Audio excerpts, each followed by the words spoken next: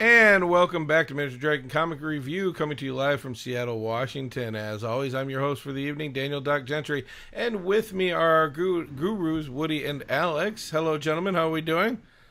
I'm doing good. Doing good, Doc. You guys look bright-eyed and bushy-tailed, even though we just got back from EC3 this last weekend. Well, it's been a week.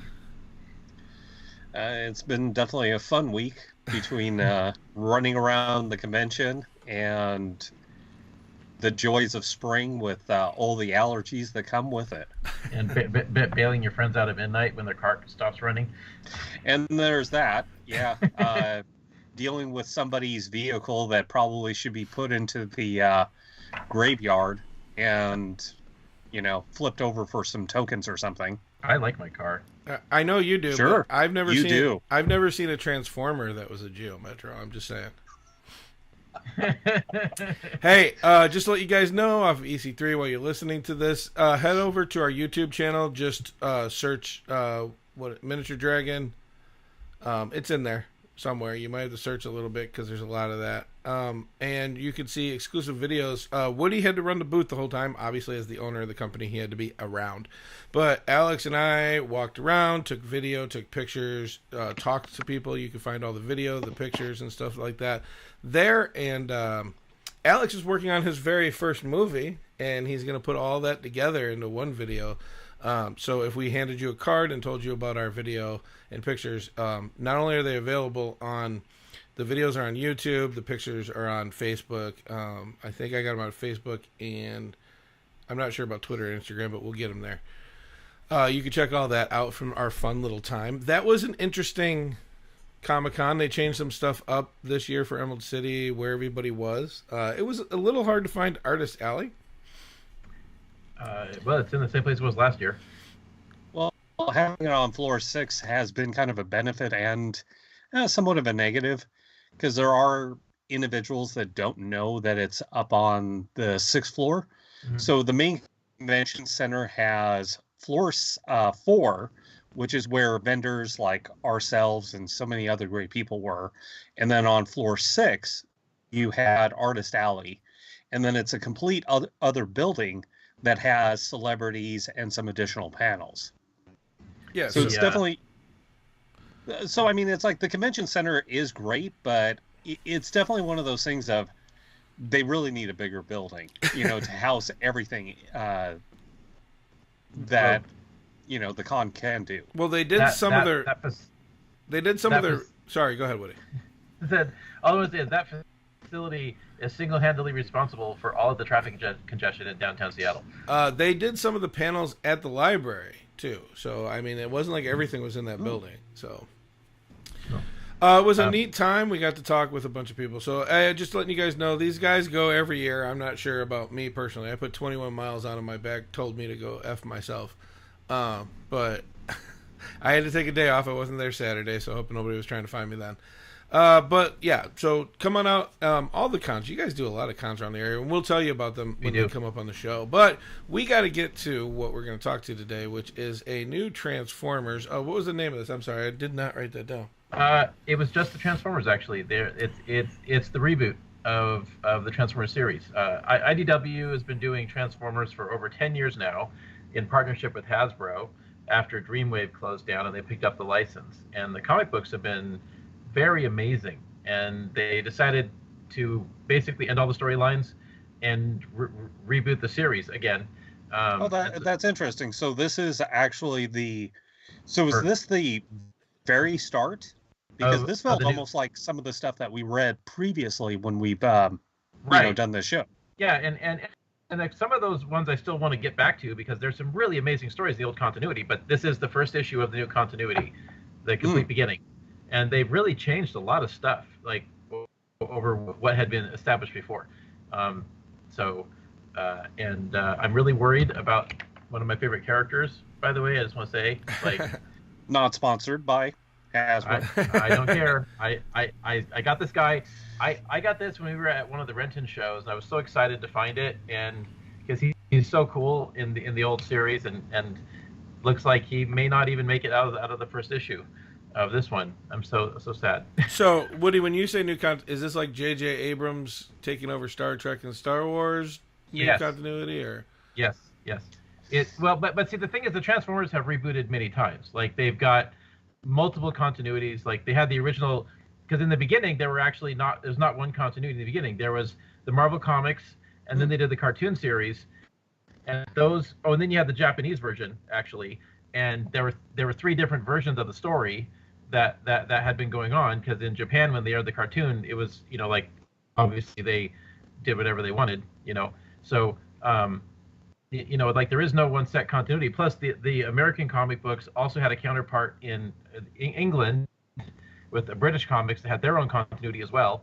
So, the original series, there's no actual original series continuity. There's no such thing. But the cartoons are the most well known. And then every time, like after the original cartoon ended, and then shortly after we lost the American comics, it just continued on in another form. They did more cartoons, eventually more comic books, and every time it was reinvented. With a whole new continuity. So, did this go comic book to cartoon or cartoon to comic book? I think the comic book came first because back in that time, it was originally illegal to have a cartoon that was a commercial for a toy line. And I think we have Ronald Reagan to thank for that changing. But basically... used to be the only option that the big toy manufacturers had was to go to Marvel or DC. And so most of the time back when we were kids, I guess me specifically, probably more of this group, but like when you had a new toy line come out, there'd be a 4-issue miniseries of a comic book series. So the Starios, G.I. Joe, Transformers, like, He-Man. He-Man, right? Silverhawks, like everything had a comic book series. And some of them found their audience and some didn't. But it was either Marvel or DC that did it, and then eventually the cartoons came in and kind of took that business away from the comic book companies. Okay, I always thought that cartoons came out and then toys would come after the cartoons. I don't know why I feel that way. No, the exact opposite. Usually the cartoons were created to sell the toys, and in fact, actually, back in the day, what they used to do is they would hire the people from the comic book companies to do all of the designs for the character, like to actually create the lore. Like when G.I. Joe came out, Larry Hama, who worked for Marvel, who we've met a couple times at the shows, he was actually hired to create all the characters for G.I. Joe when it came out. And so like all the files. So is that why it just got weirder and weirder and kind of like got into some, a jersey wearing rocket launcher individual and like some other very well, see, what would happen is like, not that he would create the character necessarily completely, but like somebody would go through their design phase, they'd survey it, whatever. Okay, we make this character, and then they go, okay, well, Larry, who is he? And then Larry Hama would design all the file cards based on the character. Huh. This is weird because cool. I always thought it was different, but it's really weird. It makes more sense for it to happen the way you're saying. Yeah. But it is very interesting. Today, that's not true. Nobody made a Rick and Morty toy, and then they decided to make Rick and Morty. No. That was definitely the other way around. Yeah. But the Larry Hama counterpart for Transformers was Bob Budiansky, who was an editor at Marvel. And I think he was the original writer on the Transformers comics. I might be wrong on that, but he worked very closely with Hasbro and designed a lot of the original character bios for the characters and established like who they were in the beginning. If his friends don't call him Booty, something's wrong. Right. But we're gonna jump into this. This is 2000. This is recent, right? The one that we're doing. And by the way, on the front it says a bold new era. Just to let you guys know, it's how they're separating this comic. I knew there was a something. I thought there was a title, but it's not. It's just right on the top. Yeah, all different Transformers. But going into this one, so what changed from? Before we get into our little spiels, I'm just interested because you're saying this is a reboot and it's been rebooted a bunch of times. What's the big reboot like?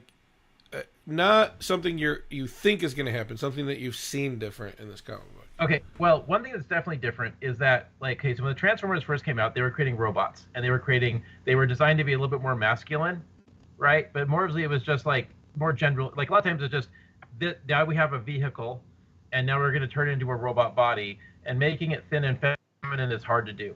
So they weren't doing that. And then eventually in the cartoon, they introduced female Transformers, and that idea eventually just filtered into various media. It was hard to make the toys. They eventually figured it out, and they got better and better at it. And recently, there was a fan-created character where they took a poll, and the fans voted on, okay, we want a character to be a jet, a car, whatever. Do you want to be male or female, blah, blah, blah. They made this character named Windblade, and so she became basically just a fan-created character, and they made the toy, right? And so she ended up getting her own comic series as a result in the last few years, right? Well, Windblade, they're pushing her for whatever reason, and not that she's a bad character, but it's like clearly Hasbro is behind this character and they want her to be successful. And so I'm sure there was a corporate mandate. She's front and center. Like the first thing you meet in the comic book is the new point of view character, who's the brand new, just recently born Transformer. You've got Bumblebee, of course. He's practically the main character next to Optimus Prime. And then before you even meet Optimus Prime, boom, Windblade is in the comic. It's like, so clearly Windblade is one of the main characters, and they're introducing female Transformers like right away, and this story takes place before the war. So that's a major like paradigm shift in the Transformers to add the gender factor in at that point. Well, you hold on. You keep saying gender, male, female. They may look feminine and masculine, but they're not wearing pants, homie. I mean, there's no. For more conspiracy comic book theories, go to miniaturedragon.com and check out Woody's blog. Well, that's the thing is that they assign male and female qualities to these characters, but they don't have sex. Like Transformers don't like, they literally spring out of the ground. Well, what I'm saying is that they weren't. I mean, they had deep voices, blah blah blah, but you could have just contributed that to a non-binary race of aliens, which they are, instead of assigning male female. I find that very interesting that they felt the need to do that. It's just weird. Well, in the last Transformers series, the one that I like the most called it's called Lost Light. They renamed it the Lost Light, but it was called More Than Meets the Eye for a while. They had introduced the idea that Transformers being a single gender species until the female offshoot was discovered, that a lot of them didn't even know female Transformers existed. That because they were a single gender species, they actually were having like marriages and relationships, and it was kind of being regarded as like a gay rights issue and giving representation, which I think is funny because they're a single gender species. But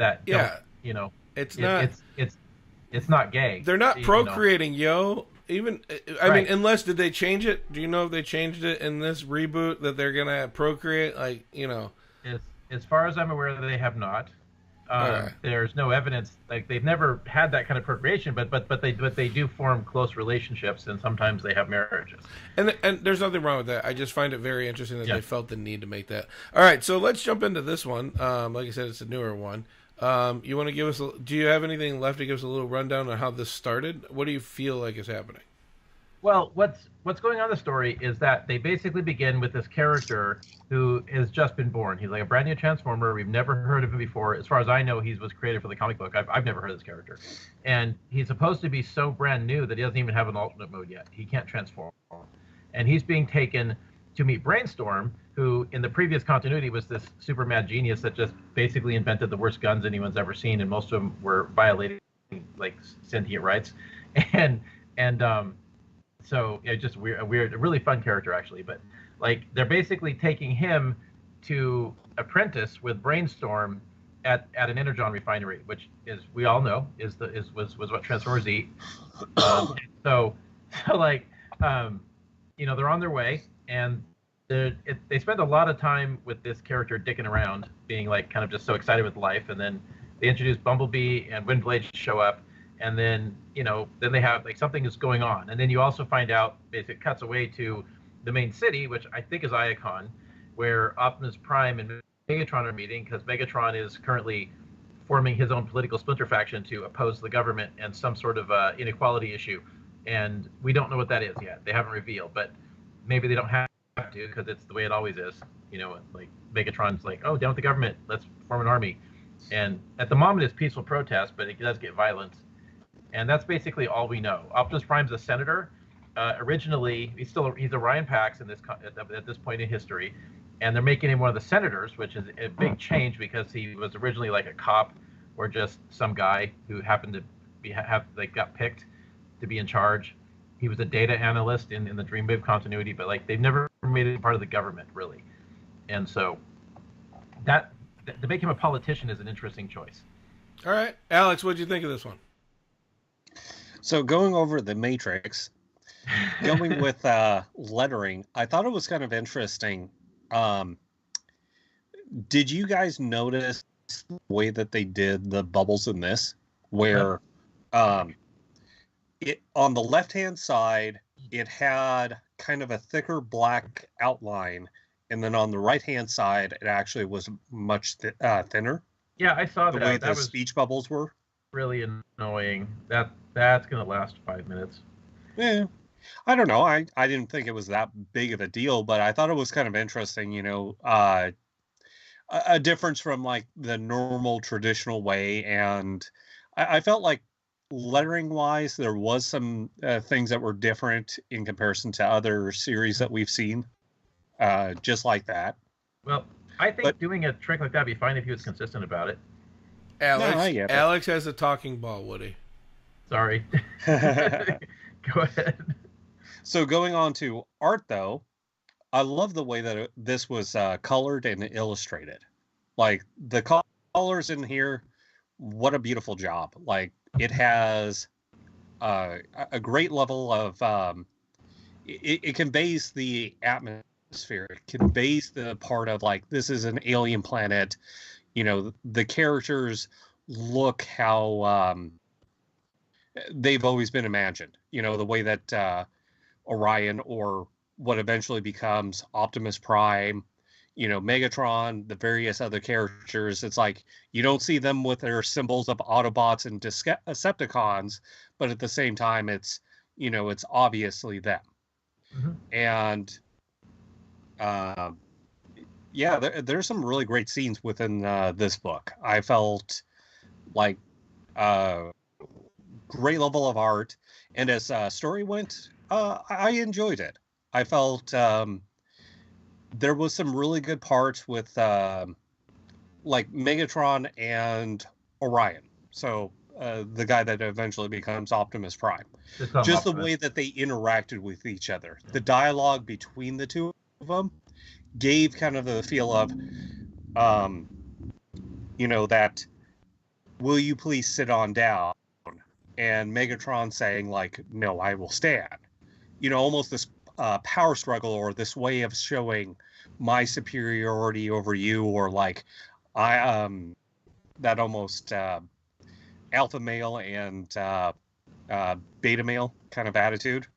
I got a totally different feel from that scene, that he just basically, it's like, I'm not here to be your friend. I'm here because I'm taking a stance against some inequality. I'm not going to sit here and pretend everything's okay. You know, that's kind of the attitude I got out of it. Weird, because I got something else out of that. What's that? Go ahead, you finish, because you have the talking ball, Alex, and then I will do mine. I definitely, story-wise, I thought there were some really good parts within it of just how the characters' interactions were. And that was just how I wanted to mention on it. So, Doc, now you have the talking ball. Yay. So, lettering, I agree. It was different. It wasn't bad. It wasn't good. It didn't, like, drive me crazy. And I'm very symmetrical in my thinking. Originally, I went back and looked at it because I thought maybe the thin end of the thought bubbles was in the direction they were moving. Actually, is what I thought they were doing, which I thought would have been really unique. But it wasn't. They're just thin on the right, thick on the left. I didn't see anything else in the lettering. I think they used very traditional types of lettering with this. So again, if it works, go with it. I don't know why, unless you had, like, you've tested it out and you thought it looked really cool and somebody else, you know, a group of other people agreed upon that. Don't try to change things. Don't try to do things differently. Just because you think it's cool, like, especially in the comic book industry, people will hunt you down and do bad things to you. I'm not saying they're going to hurt you, but they might make fun of you to your face. And we all know that artists are very thin-skinned.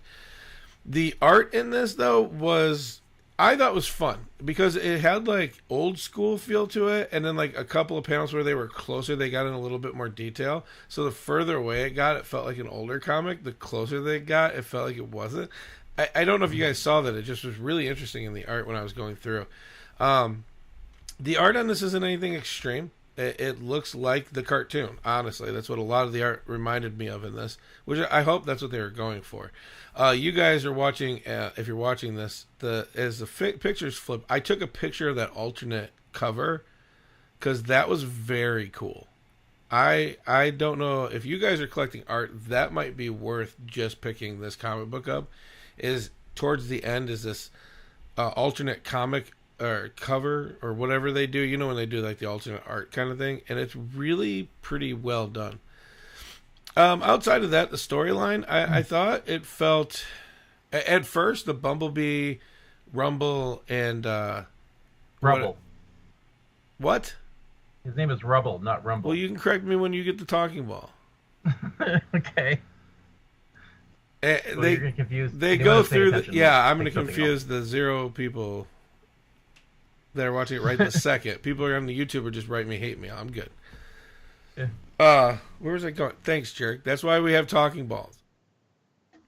The storyline felt like really cool at the beginning with them. You know what I mean? And I felt like you're learning stuff in this new environment. Nothing felt forced when the girl jumps down. I'm going to say that too because I know it's going to drive you crazy because you know the name.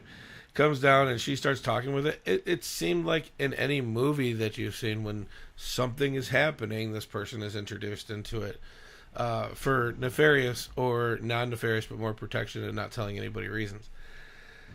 The Megatron Optimus Prime, I was disappointed with that one. Super disappointed. I felt like they wrote it like that on purpose to be like, oh, this is the bad thing. But even if you're on two sides of a story, friends don't communicate like that. A friend would have sat down. A friend would have, and then there would have been like a small argument, and he might have got up and been mad and stormed out, which would have felt a little bit more like the story would have if it just flowed through. But you don't go meet an old friend and refuse to sit. Like, that is just the dumbest thing, especially after you're like, I don't like being summoned. I didn't summon you. I want to talk to you as a friend. Oh, my bad. Let me sit down. Like, that didn't feel like it. And I would like to see what they think that their relationship was like before. Because if they're like that now on different sides, I assume that their entire existence, Optimus Prime thought they were friends and Megatron did not. Because that's what that conversation felt like to me. The rest of the comic, the story is moving. It's interesting. It makes me want to read the next comic. I think it was really well done that way. It was very open-ended that way. But there's nothing unique. It uses the same old tropes into the same old stories. And the story itself later on could be unique. But like a lot of good starts, this just feels like anything else I've read. And to give you descriptions of the new world about this. Figuring out what you're going to have and if you could transform and stuff like that with Rubble, if that's better for you. And that's just where it was. I will give you the talking ball for a couple of minutes, Woody, and then we got to do closes. Oh, good.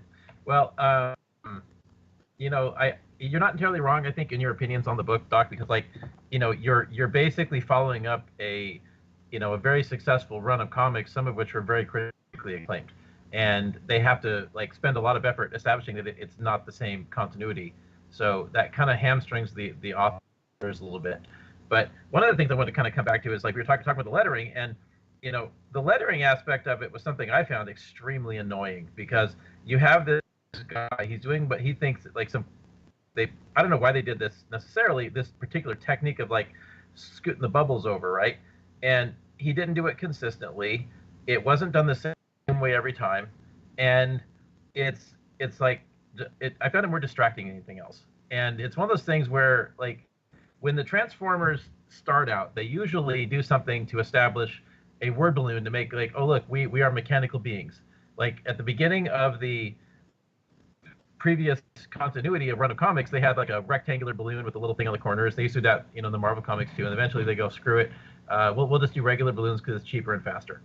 And they're supposed to sound like machines, and I think that might be what they're doing now. Is they were doing something different with the balloons to distinguish it more from the previous continuity, to help kind of subconsciously establish that okay, this isn't the same comic book series.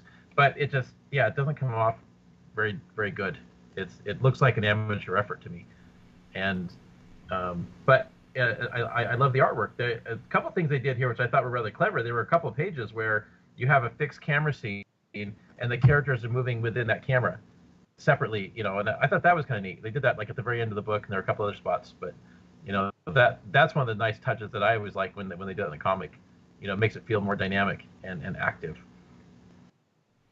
So aside from the annoyance of the stupid lettering, like everything else I thought was wonderful.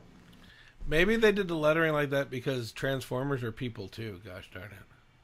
Well, yeah, that makes sense. I mean, I also like the aliens were on the planet. That was interesting. Like that they were some sort of scavenger race we'd never seen before running around on the planet. I thought that was it. That was an interesting touch. Yeah, I was waiting for one of them to have like a face hugger jump out and jump on the on rubble or something. God, we don't need that. I do like that that organic life has been decided. That makes sense if there's traveling aliens all over. Mm-hmm.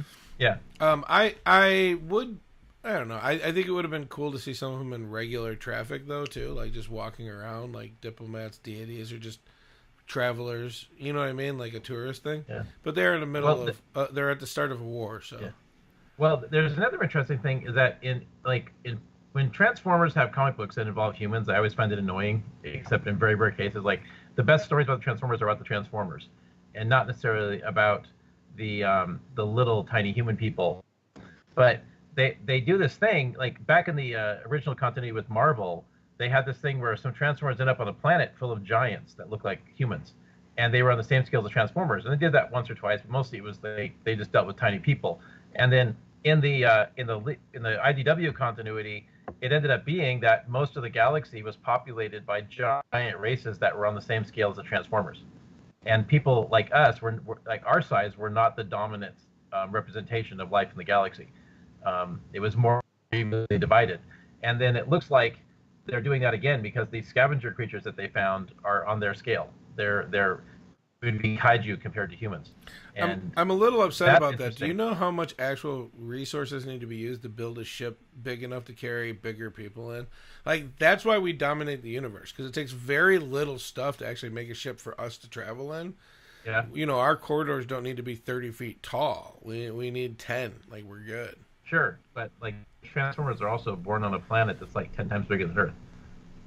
Like, it's the size of Saturn or Jupiter or something. Is the actual planet that way, or is that the constructed part? Because if I remember the old continuities, there's a living planet in the middle of that, right? You might be thinking of the GoBots. Oh, they were the good Transformers, right? Yeah. The Kmart Transformers. Sure. No, the ones my family could afford. Stop making fun of me, man. Yeah. No, so Cybertron is an actual planet, and it is bigger than Earth. It is on scale with its residents. It's not the size; it's how you use it. Woody, final thoughts? Well, I'm definitely going to read it. I mean, I'm a fan. Like most of a lot of the comic books I've read over the last several years have been Transformers, more consistently than any other series. So, I hope it's good, and I would like to see it keep going. The only hiccup for me with the previous series was that sometimes they would use some artists which are just horrible, just fugly horrible, and I hope those guys are gone for good, because this is an artist I'm not familiar with. It looks like they've got a new guy on the series. I might be wrong, but I don't recognize this art. So they may be doing a whole new set of artists. In fact, one of my favorite artists who worked before, I just talked to him at Emerald City Comic Con, Livio Ramondelli, and he's still going to be working on Transformers comics, which is good. So, as long as he's doing it, I'm in. Okay, Alex? I thought this was a pretty enjoyable book. It's got good art, and if you like the Transformers, or you like reading comic books that were very much inspired by the 80s and go forward, definitely check this out for yourself. Mm-hmm. So, this is a good series. It was a lot of fun. Like I said, the art, the stuff like that. My only complaint is there's no hybrid Transformers, so I guess they're not very eco-friendly, and we're gonna have to work on that. Outside of that, hey guys, we're all over the place. There's a new miniaturedragon.com that's up, right, Woody? Yes, confirm? Yes, it's up. We're still loading all the content. We still have to set up stuff for the show, but I've got the links to the YouTube channel and to Twitch on the website. Yep. So head on over there, give it a check. Any problems that you have or solutions, hey, shoot them to Woody. Don't send me emails. I don't want them. You guys can write us anytime with all the stuff that's all over the show. Follow us. And we hope to see you guys next time. As always, read more comics. Keep it nerdy. Ooh, and one quick thing. What do you mean? We do have the RPG content going up on the website. So check that out under Cyber Symbiosis. You, 5th edition. You do know when I say, hey, Woody, blah, blah, blah, like that's your turn to jump in before the end, right? Yeah. Read more comics. Keep it nerdy. Live your dreams. Bye. We're getting out of here no matter what Woody says.